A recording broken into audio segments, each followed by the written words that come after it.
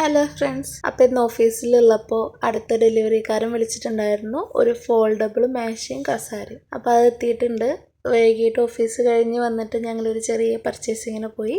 വീട്ടിലേക്ക് ആവശ്യമുള്ള കുറച്ചും കൂടി സാധനങ്ങൾ മേടിക്കാൻ വേണ്ടിയിട്ട് നമുക്കിവിടെ അടുത്തുള്ള സ്മാർട്ട് ബസാർ എന്ന് പറഞ്ഞിട്ടുള്ള സ്ഥലത്തേക്കാണ് പോയത്. ഒരു സൂപ്പർ മാർക്കറ്റാണ്. അവിടെ കിച്ചൺ അപ്ലയൻസസ് ഒന്നുമില്ല, ഇലക്ട്രോണിക്സിൻ്റെ സാധനങ്ങളൊന്നുമില്ല. നമുക്ക് വാഷിംഗ് മെഷീന് സ്റ്റാൻഡ് വാങ്ങിക്കണമായിരുന്നു, അതൊന്നും കിട്ടിയില്ല. എന്നാലും ചെറിയൊരു ഷോപ്പിങ്ങിന് വേണ്ടിയിട്ട് പോയതാണ്. നമ്മൾ കുറച്ച് വാങ്ങിച്ചിട്ടുണ്ടായിരുന്നു മിനിഞ്ഞാന്ന്. അതിൻ്റെ ബാക്കി കുറച്ച് സാധനങ്ങൾ വാങ്ങിക്കാൻ വേണ്ടിയിട്ട് ഇറങ്ങിയതാണ്. അവിടെ കുറേ ഓഫേഴ്സ് ഉണ്ടായിരുന്നു, ബൈ വൺ ഗെറ്റ് വൺ എന്നൊക്കെ പറഞ്ഞിട്ട്. സ്റ്റീൽ പാത്രങ്ങൾക്കൊക്കെ ഇപ്പോൾ ഒരു ഇഡ്ഡലി കുക്കർ വാങ്ങിച്ചാൽ പിന്നെ ഒരു ഇഡ്ഡലി കുക്കർ നമുക്ക് വാങ്ങിച്ചിട്ട് കാര്യമില്ലല്ലോ. അങ്ങനെയായിരുന്നു അവസ്ഥ. എല്ലാതും ഒന്നെടുത്ത് ഒന്ന് ഫ്രീ എന്നൊക്കെ പറഞ്ഞിട്ടായിരുന്നു. നമുക്ക് ഉപയോഗമുള്ള കാര്യങ്ങൾ, നമുക്ക് വേണ്ടതായിട്ടുള്ള കാര്യങ്ങൾ മാത്രം നോക്കിയെടുത്തു. ഫാൻ മേടിക്കണമായിരുന്നു. നമുക്കിപ്പോൾ ഇവിടെ ഫാനില്ല. ടേബിൾ ഫാന് മേടിക്കണമെന്ന് വിചാരിക്കണം. മറ്റേതാണെങ്കിൽ പിന്നെ ഫിറ്റ് ചെയ്യാൻ ഇലക്ട്രീഷ്യനെയൊക്കെ കണ്ടുപിടിക്കണം. സത്യത്തിൽ കാര്യം മറക്കുകയും ചെയ്തു.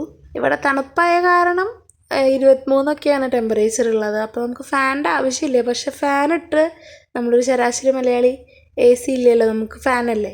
ഫാനിൻ്റെ ആ സൗണ്ട് കേട്ടി ഉറങ്ങി ശീലിച്ച കാരണം ചില നേരത്ത് മൊത്തത്തിലൊരു മൂകതയാണ്.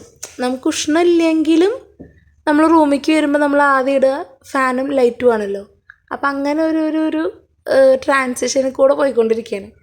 എന്തു വന്നാലും ഫാൻ ഇട് എന്ന് ചിന്തിക്കുമ്പോഴാണ് ഫാൻ ഇല്ല എന്ന് ഓർമ്മ വരുന്നത്. പക്ഷെ എന്നാൽ ചൂടോ കാര്യങ്ങളോ ഇല്ല. അപ്പോഴാണ് വലിയൊരു വ്യത്യാസം മനസ്സിലാവുന്നത്.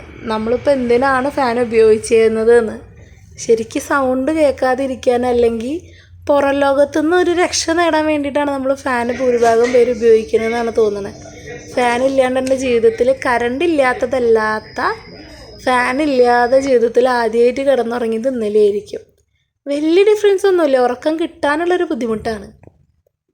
വാട്ടർ ഡിസ്പെൻസർ കിട്ടിയില്ല, ഫാൻ വാങ്ങിച്ചില്ല, മറന്നുപോയി. പിന്നെ എന്താ പറയുക, വാഷിംഗ് മെഷീൻ്റെ ആ റാക്ക് കിട്ടിയില്ല. വിചാരിച്ചൊന്നും കിട്ടിയില്ല.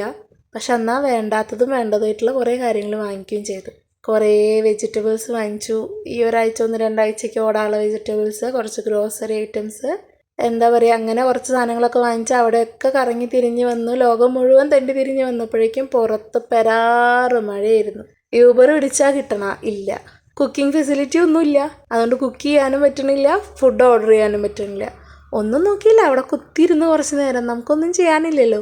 തണ്ണിമത്തൻ്റെ കുറേ പെട്ടികളൊക്കെ അടക്കി വെച്ചോർത്ത് മെല്ലെ അവിടെ കുത്തിയിരുന്ന് വാങ്ങിച്ചിട്ടുള്ളൊരു ബിസ്ക്കറ്റും കഴിച്ചിട്ടിരുന്നു. അങ്ങനെ എങ്ങനെയോ അവസാനം യൂബർ കിട്ടി.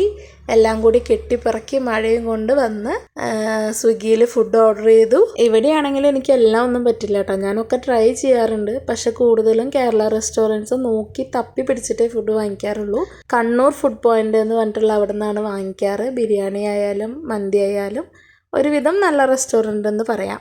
കുറച്ച് മധുരവും കഴിച്ച് അങ്ങനെ ഇന്നത്തെ കച്ചവടം അവസാനിപ്പിച്ചു.